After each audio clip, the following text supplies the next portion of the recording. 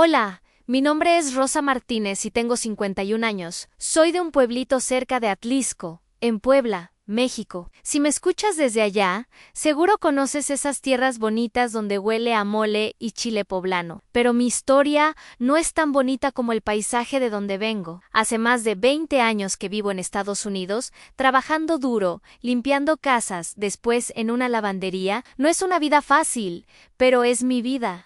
Nunca pensé que estaría aquí contando mi historia, pero cuando me invitaron a participar en este canal, Ellas en el Norte, algo dentro de mí me dijo que era momento. Quizás porque ya no tengo miedo, quizás porque ya no me da pena contar que mi mamá me hizo tanto daño que tuve que irme de México para poder respirar. O quizás porque sé que hay muchas mujeres como yo, que cargamos heridas de familia que nunca nadie ve. En México, yo era la hija mayor de 4 hermanos.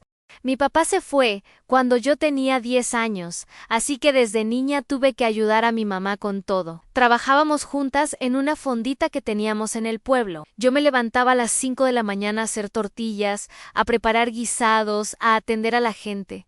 Mi mamá era la cocinera principal y yo era su ayudante. Pero nunca fui su hija querida. Aquí en Estados Unidos he trabajado de todo. Primero limpiando casas de gente rica que ni me veía cuando entraba. Después conseguí trabajo en una lavandería donde el vapor me quemaba la cara todos los días, pero al menos tenía un sueldo seguro. He vivido en cuartos pequeños, he ahorrado centavo por centavo, he llorado noches enteras extrañando mi tierra, pero nunca he llorado por extrañar a mi mamá. Sé que suena duro, pero es la verdad. A veces la gente me pregunta si no extraño a mi familia, y yo siempre contesto que sí. Extraño a mis hermanos, extraño el sabor de los tamales de mi pueblo, extraño el olor de la lluvia en el zócalo, pero a mi mamá no han, y eso me duele más que cualquier trabajo pesado que haya tenido aquí. Mi historia es sobre cómo una madre puede lastimar tanto a una hija que la hija prefiere irse a un país donde no conoce a nadie, donde no habla el idioma bien, donde todo es diferente, antes que quedarse en casa. Es sobre el día que mi mamá me humilló tanto que decidí que era mejor estar sola en el extranjero que acompañada, pero herida en mi propio país. Si tú que me escuchas tienes una relación difícil con tu mamá, o si eres madre y a veces no sabes cómo tratar a tus hijos, esta historia es para ti. Si eres mujer latina viviendo lejos de casa, cargando dolor que nadie entiende, esta historia también es para ti. Y si simplemente necesitas escuchar que no estás sola en tus heridas familiares, entonces quédate conmigo. Te invito a que te suscribas al canal Ellas en el Norte, donde compartimos historias reales de mujeres como tú y como yo. Mujeres que hemos dejado todo atrás para buscar algo mejor, o a veces simplemente para escapar de algo peor. Aquí nadie te va a juzgar. Aquí entendemos lo que se siente estar lejos de casa, por razones que no siempre son bonitas de contar. Mi historia cambió para siempre hace 20 años, pero el final que nunca esperé llegó hace apenas unos meses. Un mensaje que me hizo temblar las manos y que me obligó a enfrentar todo lo que había tratado de olvidar. Pero vamos paso a paso, como debe ser. Tenía 17 años y ya llevaba 7 levantándome antes que el sol para ayudar en la fonda. Mi mamá se llamaba Esperanza, pero de esperanza no tenía nada. Era una mujer dura, de esas que creen que los golpes y los gritos hacen mejores a los hijos. Yo creo que ella aprendió eso de su mamá, y su mamá de la suya, y así como una cadena que nadie se atreve a romper. Todas las mañanas era igual. Ella me despertaba a las 5 en punto, no con cariño, sino con un jalón de cobija y un «órale floja, que la gente ya va a llegar». Nunca un «buenos días, mija» o «cómo dormiste», nada de eso. Para ella yo no era su hija Rosa, era su empleada que no tenía que pagar. La fonda estaba pegada a nuestra casa. Era un cuarto grande con 4 mesas de madera y una cocina donde cabíamos justas las dos. Ahí yo hacía las tortillas a mano, mientras ella preparaba el guisado del día. Pollo en mole, chilaquiles, quesadillas, huevos con chorizo, comida que sabía a gloria, pero que yo hacía sin ganas porque sabía que nada de lo que hiciera iba a estar bien para ella. Rosa, esas tortillas están muy gruesas. Rosa, no le pongas tanta sal al guisado. Rosa, ¿Por qué tardas tanto? Rosa, parece que tienes manos de mantequilla, todos se te callan así todo el día. Críticas, regaños, comparaciones con otras muchachas del pueblo, que según ella sí sabían trabajar. Pero había momentos, muy pocos, donde yo creía ver algo diferente en sus ojos. Cuando algún cliente le decía que las tortillas estaban muy buenas, ella a veces me veía de reojo, como si quisiera decir algo bonito, pero no supiera cómo. O cuando yo me enfermaba, que no era seguido porque ni tiempo tenía de enfermarme. Ella me hacía té de hierbabuena y me lo daba sin decir nada, pero yo sentía que ahí había algo parecido al cariño. Una vez, tenía yo como 15 años, se murió doña Carmen.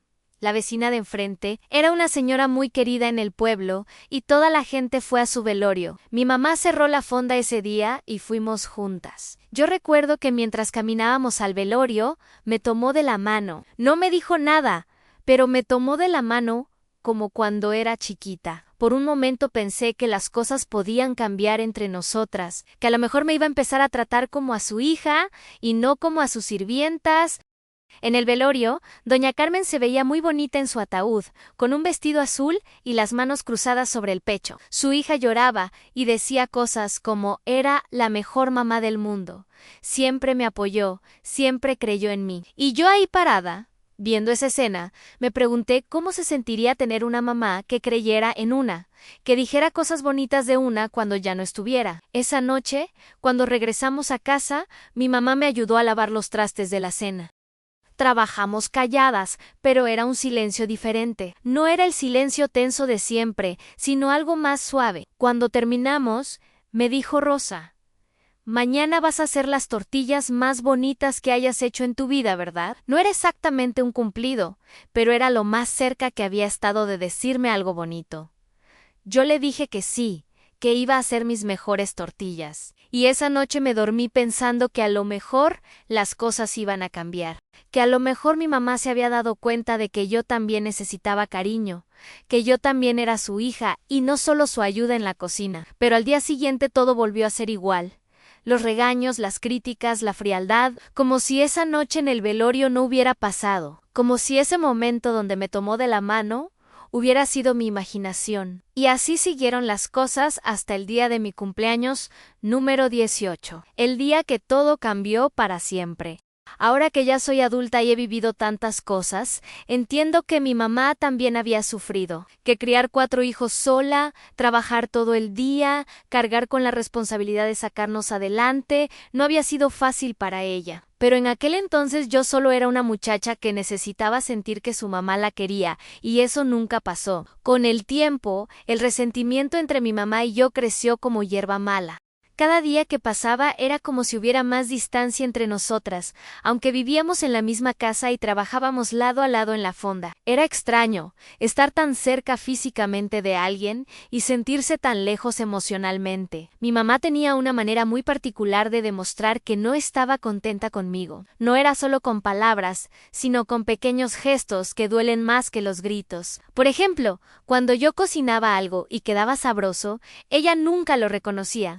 Pero si lo hacía mal, ahí sí se aseguraba de que toda la familia se enterara. Rosa le puso mucha sal al arroz otra vez.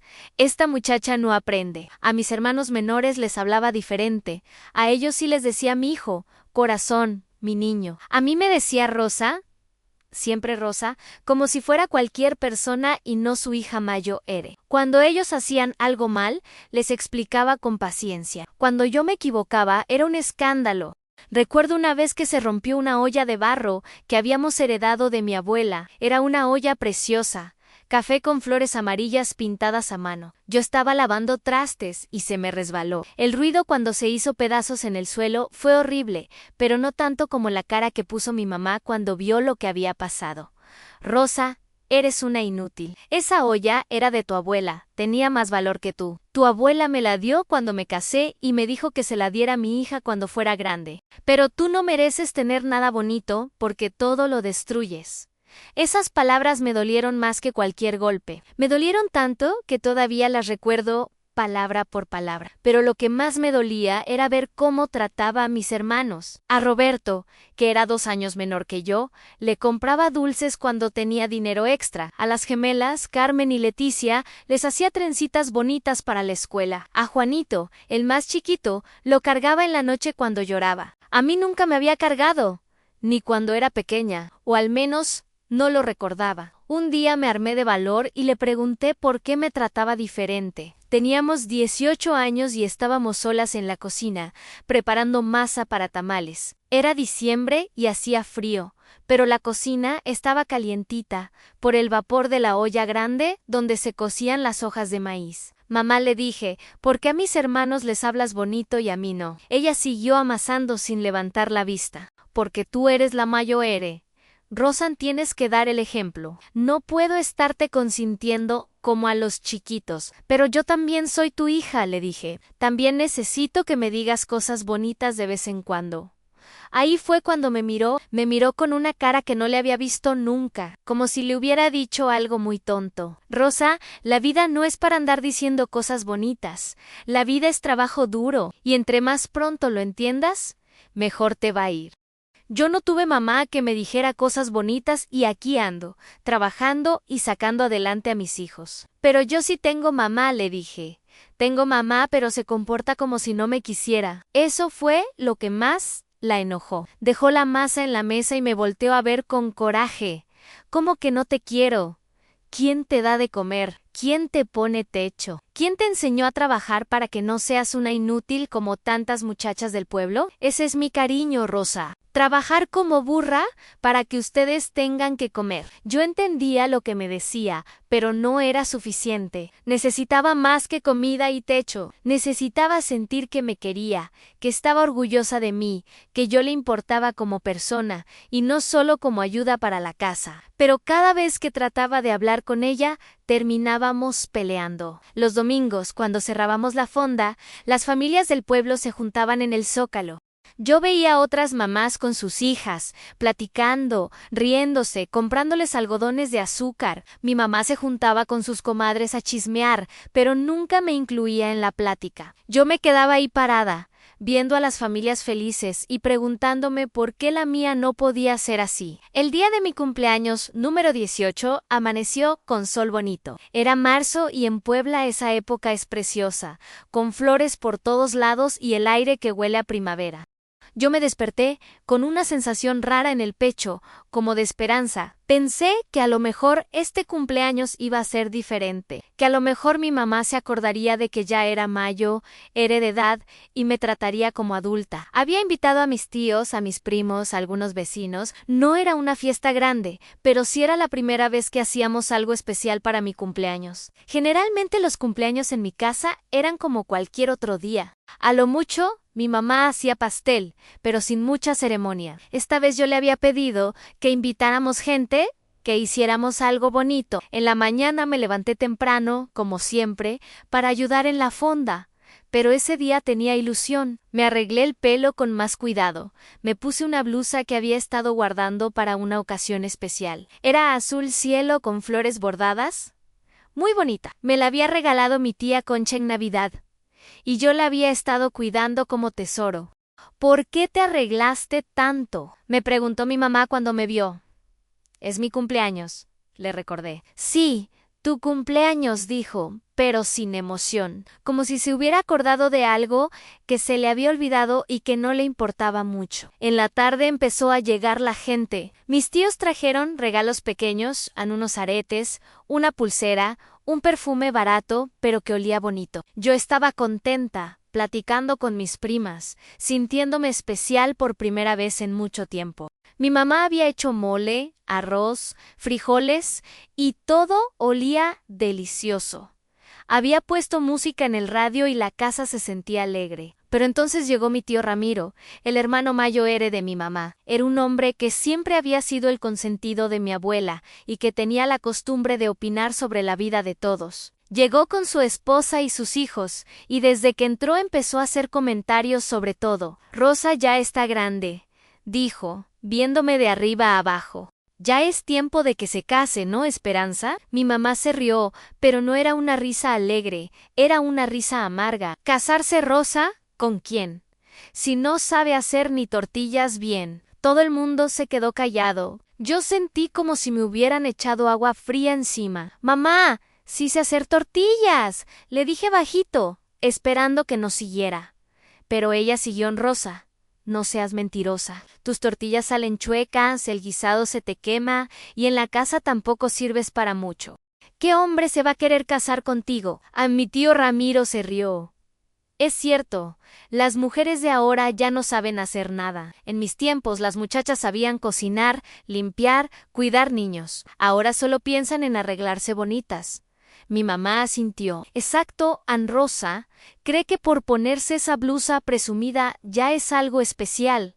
Pero la verdad es que nunca va a llegar a nada. No tiene lo que se necesita para salir adelante. Las palabras de mi mamá me cayeron como piedras. Toda la gente me estaba viendo, mis primos, mis tías, los vecinos, y mi mamá ahí, en mi cumpleaños, diciéndole a todo el mundo que yo no servía para nada, que nunca iba a llegar a nada, que no tenía lo que se necesitaba. Mamá, por favor, le dije, y sentí que la voz se me quebraba. Ann, es mi cumpleaños. Pero ella ya no se podía parar. Tu cumpleaños no cambia lo que eres. Rosa, Ann, eres una muchacha mediocre que siempre va a ser mediocre. Mejor que te vayas haciendo a la idea. Todo el mundo seguía callado, viendo la escena como si fuera una película. Yo sentí que las lágrimas me empezaron a salir, pero no quería llorar enfrente de todos. No quería darle esa satisfacción.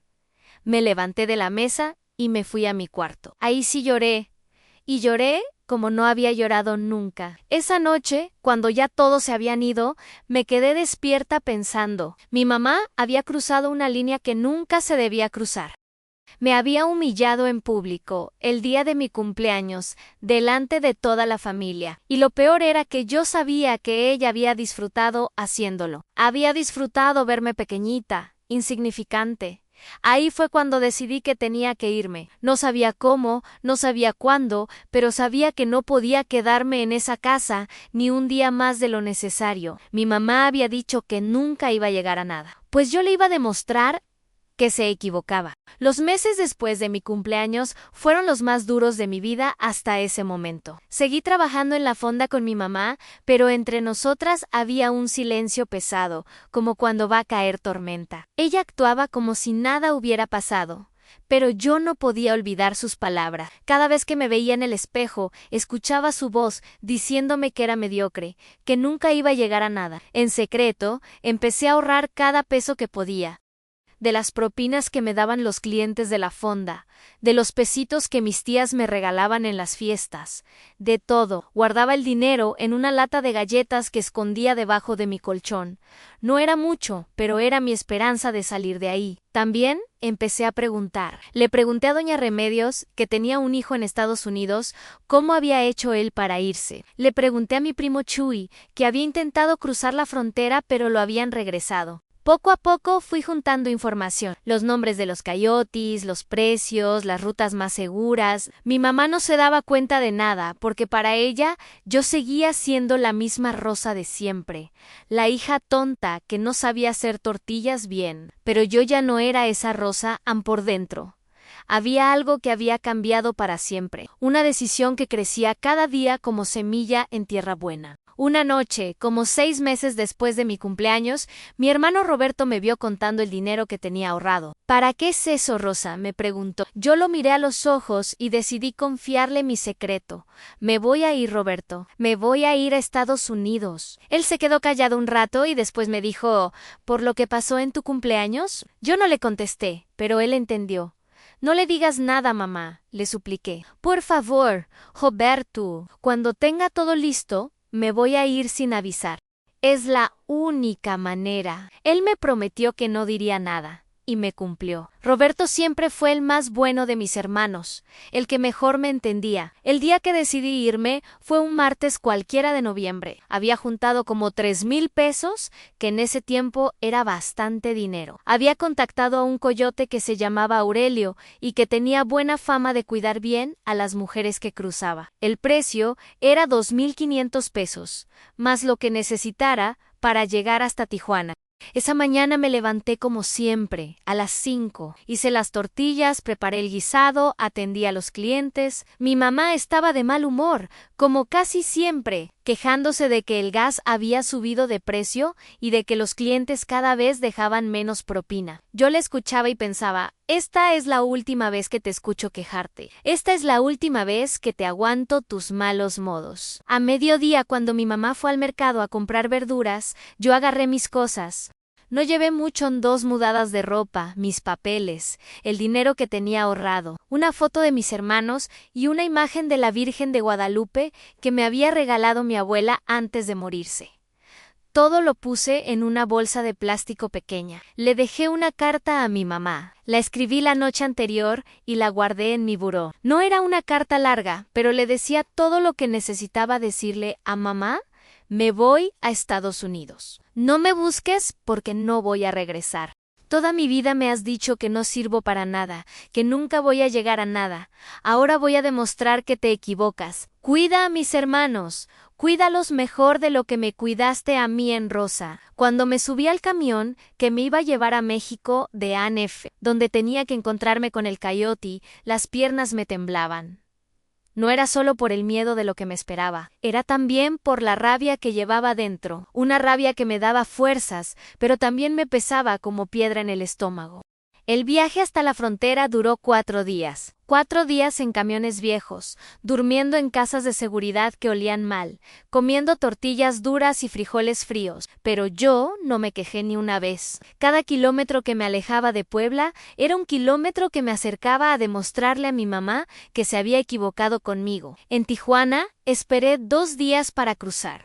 Aurelio me explicó cómo iba a ser. Ahí íbamos a caminar por el desierto durante una noche entera. Después nos iba a recoger una camioneta del otro lado.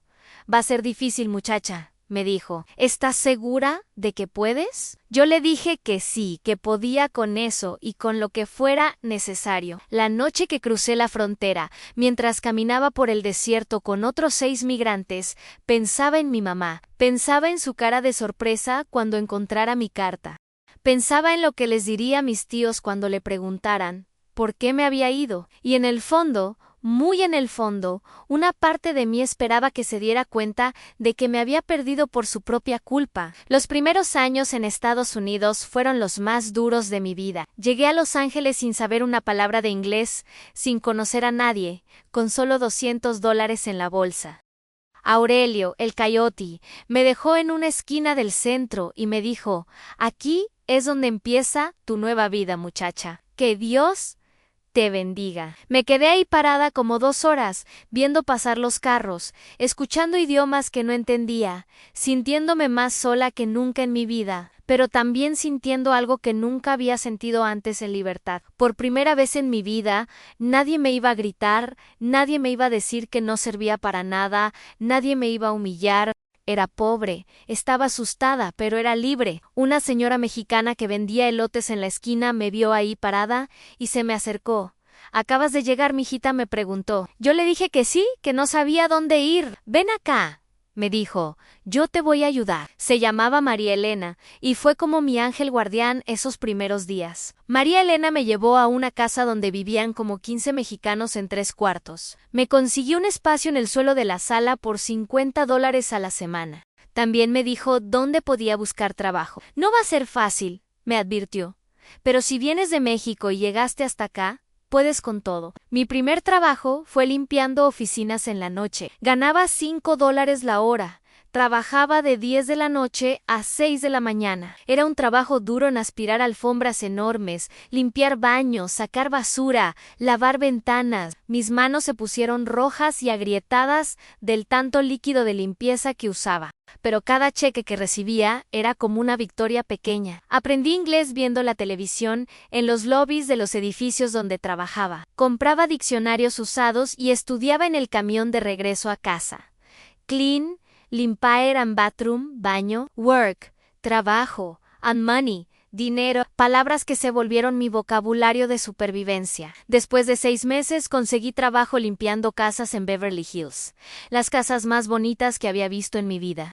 Casas con jardines como parques, con piscinas azules, con coches que costaban más que todo lo que mi familia había ganado en toda su vida. Al principio me daba pena estar ahí, limpiando los baños de gente tan rica, pero después entendí que era trabajo honrado, que estaba ganando mi dinero con mis propias manos. Las señoras para las que trabajaba al principio ni me hablaban. Yo llegaba, hacía mi trabajo y me iba. Pero poco a poco, algunas empezaron a ser amables conmigo en señora.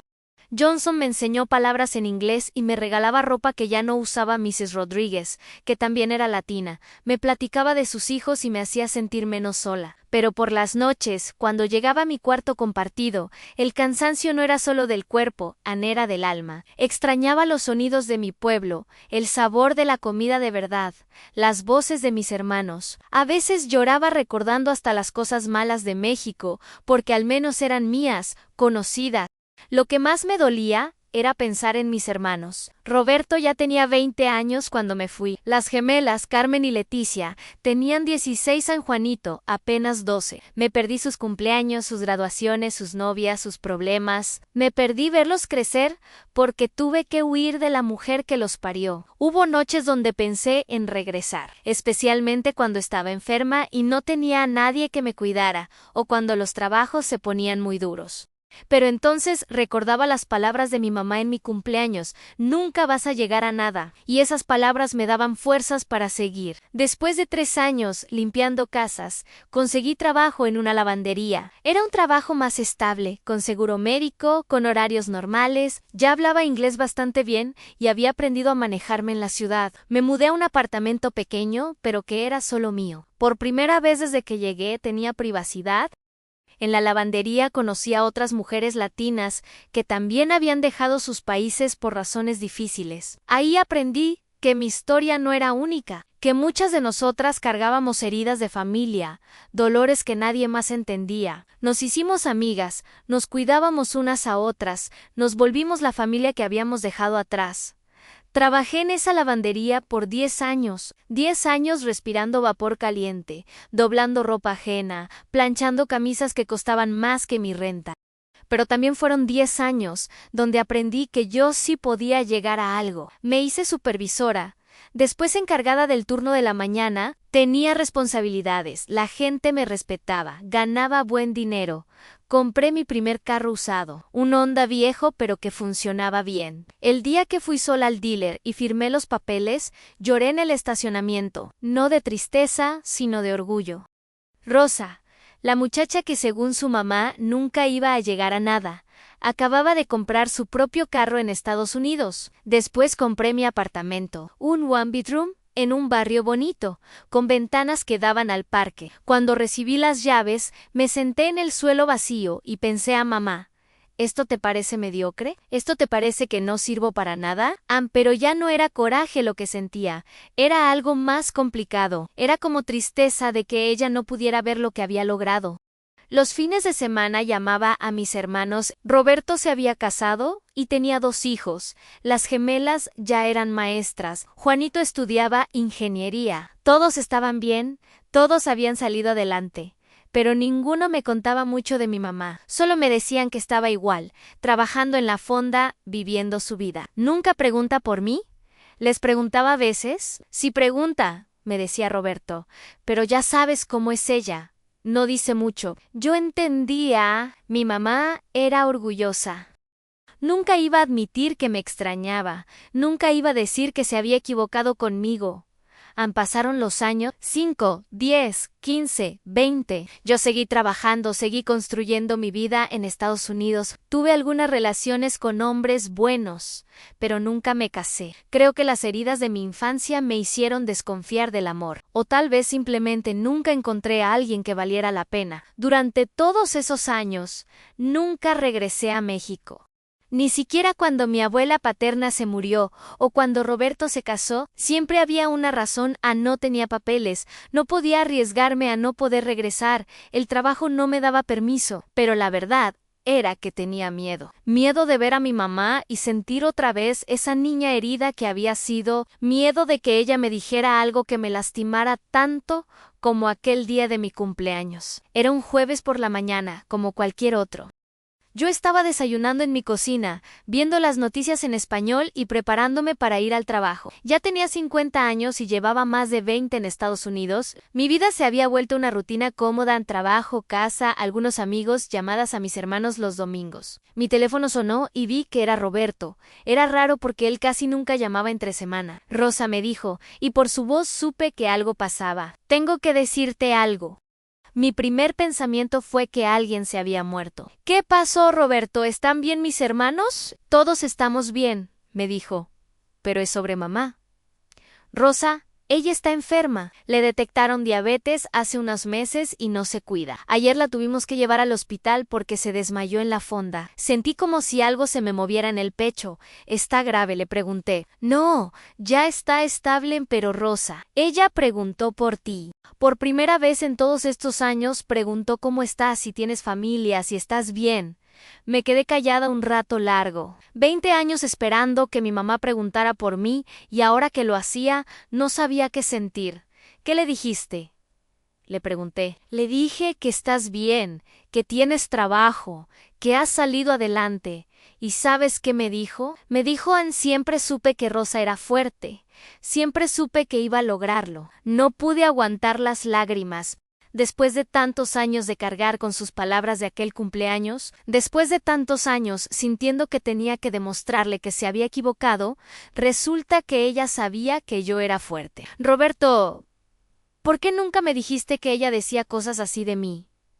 Porque tú sabes cómo es ella, me explicó. Nunca dice las cosas directamente. Pero Rosa, todos estos años ha guardado las fotos que le mandas. Tiene una caja con todas las fotos de tu apartamento, de tu carro, de tus trabajos. Les enseña a las comadres y les dice: mi hija Rosa vive en Estados Unidos. Está muy bien. Esa información me pegó como balde de agua fría. Mi mamá había estado orgullosa de mí todos estos años, pero nunca me lo había dicho. Nunca había sabido decir las cosas bonitas que una hija necesita escuchar. Roberto, ¿crees que ella quiere hablar conmigo? Rosa, ella nunca te lo va a pedir. Ya la conoces. Pero sí, creo que quiere. Me dio el número del hospital y me dijo en qué cuarto estaba.